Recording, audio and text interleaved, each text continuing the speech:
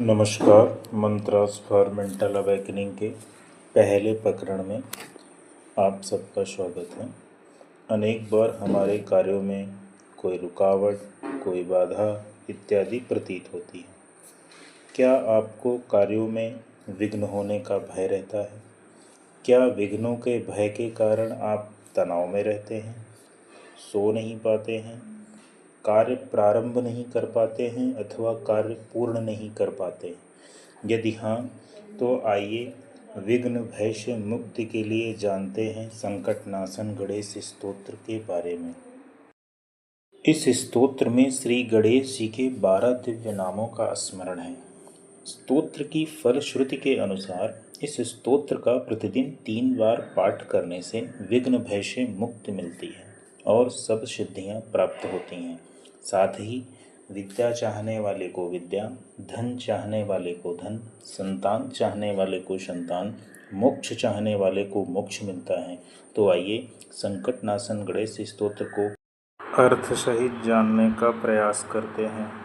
नारद उवाच, अर्थात नारद जी बोले, नरों अर्थात मनुष्यों के धर्म को नार कहते हैं और नार देने वाले हैं नारद। मनुष्य धर्म का उपदेश करने वाले देवर्षि नारद मुनि। यह स्तोत्र नारद मुनि द्वारा कहा गया है।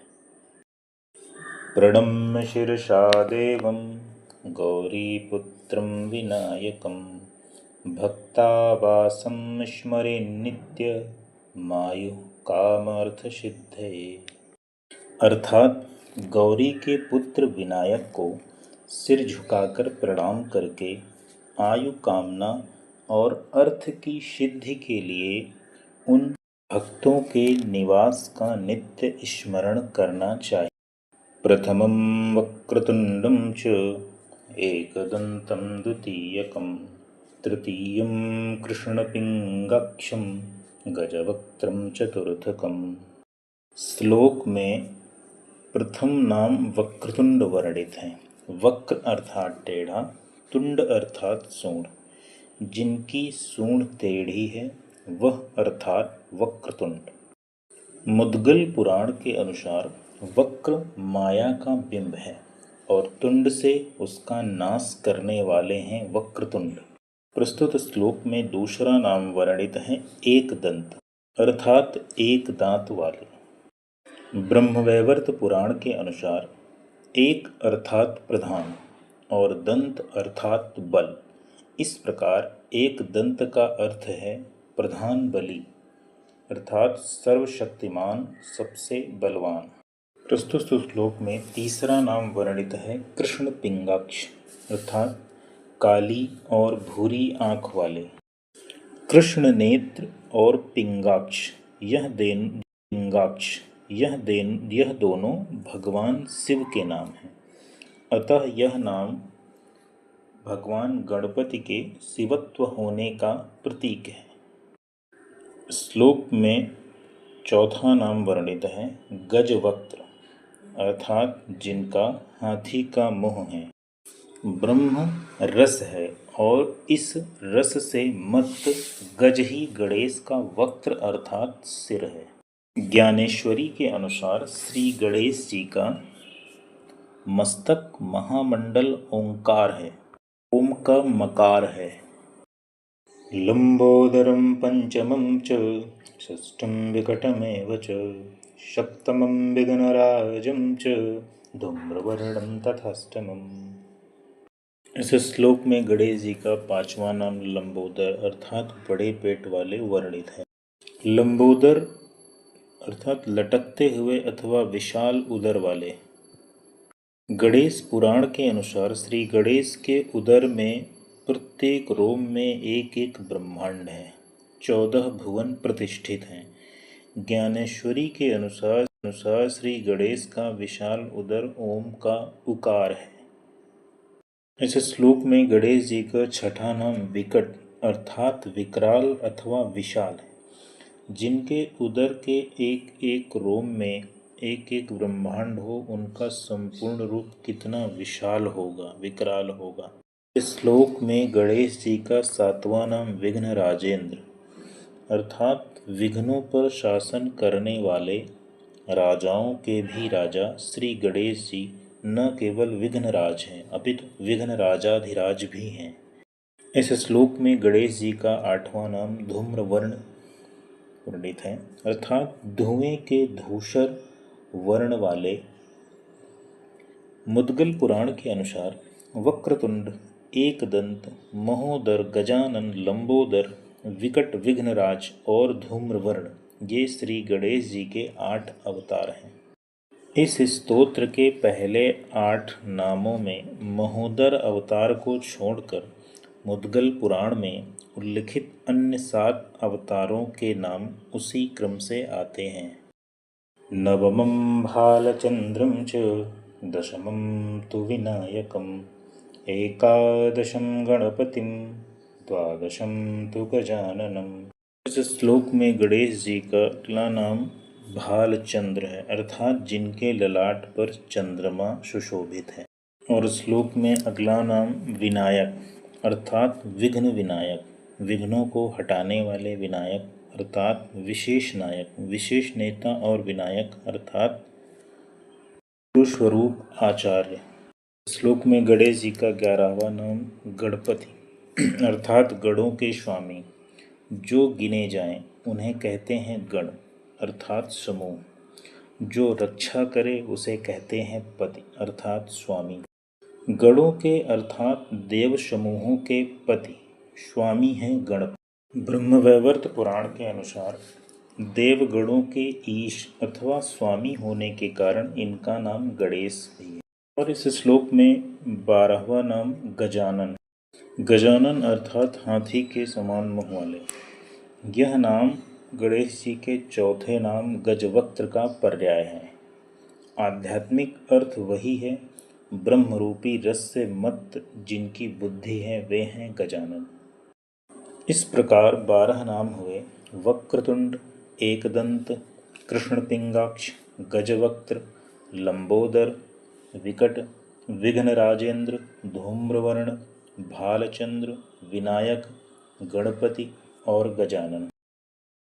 12 नामानि त्रिसन्धिं यः पठन्नरः न च विघ्नभयं तस्य सर्वसिद्धिकरं प्रभो। जो मनुष्य इन 12 नामों का 3 संध्याओं में अर्थात प्रातः, मध्याह्न और सायंकाल पाठ करता है उसे विघ्नों से भय नहीं होता। हे प्रभु, यह पाठ सब सिद्धियों का संपादन करने वाला है। विद्यार्थी लभते विद्यां, धनार्थी लभते धनं, पुत्रार्थी लभते पुत्रान्, मोक्षार्थी लभते गतिम्। इसके पाठ से विद्याभिलाषी विद्या, धनाभिलाषी धन, पुत्रेक्षु पुत्र तथा मुमुक्षु मोक्ष गति प्राप्त कर लेता। जपेद गणपति स्तोत्रम कड्बिरमासे फलम लभेत, संवत्सरेण सिद्धिं च लभते नात्र संशय।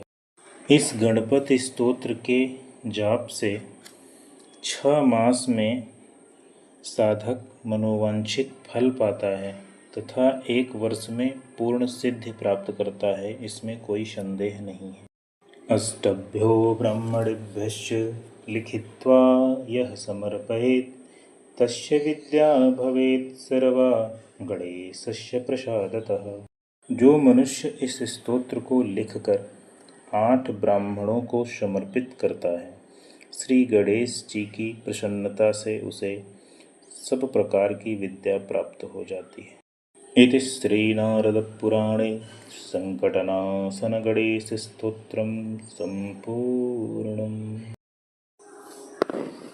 संकटनाशन गणेश स्तोत्रम। नारद उवाच।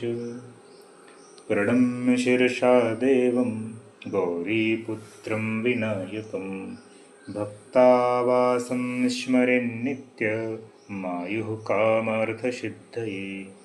प्रथमं वक्रतुण्डं च एकदन्तं द्वितीयकं, तृतीयं कृष्णपिङ्गक्षं गजवक्त्रं चतुर्थकम्, लंबोदरं पंचमं च षष्ठं विकटमेव च सप्तमं विघ्नराजेन्द्रं धूम्रवर्णं तथाष्टमं नवमं भालचन्द्रं च दशमं तु विनायकम् एकादशं गणपतिं द्वादशं तु गजाननं द्वादशैतानि नामानि त्रिसन्धिं यः पठन्नरः न च विघ्नभयं तस्य सर्वसिद्धिकरं प्रभो विद्यार्थी लभते विद्यां धनार्थी लभते धनं पुत्रार्थी लभते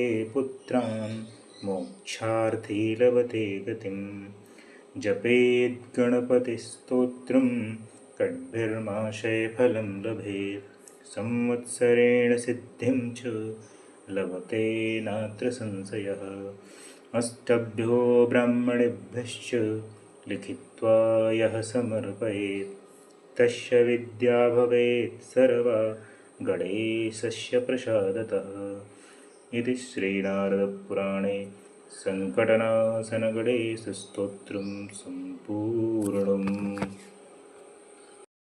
गीता प्रेस द्वारा प्रकाशित स्तोत्र रत्नावली अथवा गणेश स्तोत्र रत्नाकर से आप इस स्तोत्र का पाठ कर सकते हैं। यह था विघ्नों के भय से मुक्ति और कार्यों की सिद्धि हेतु संकटनाशन गणेश स्तोत्र। आशा है इस स्तोत्र के पाठ से आपका विघ्न भय कुछ दूर हुआ होगा और कार्य सिद्ध की आशा भी बलवती हुई होगी। इस श्रृंखला के अगले प्रकरण में हम चर्चा करेंगे मेधा शक्ति की वृद्धि हेतु मेधा सूक्त की, जो कि वर्णित है यजुर्वेद के दोनों खंडों में, शुक्ल यजुर्वेद और कृष्ण यजुर्वेद में। उस पर हम विस्तार से चर्चा करेंगे अगली श्रृंखला में।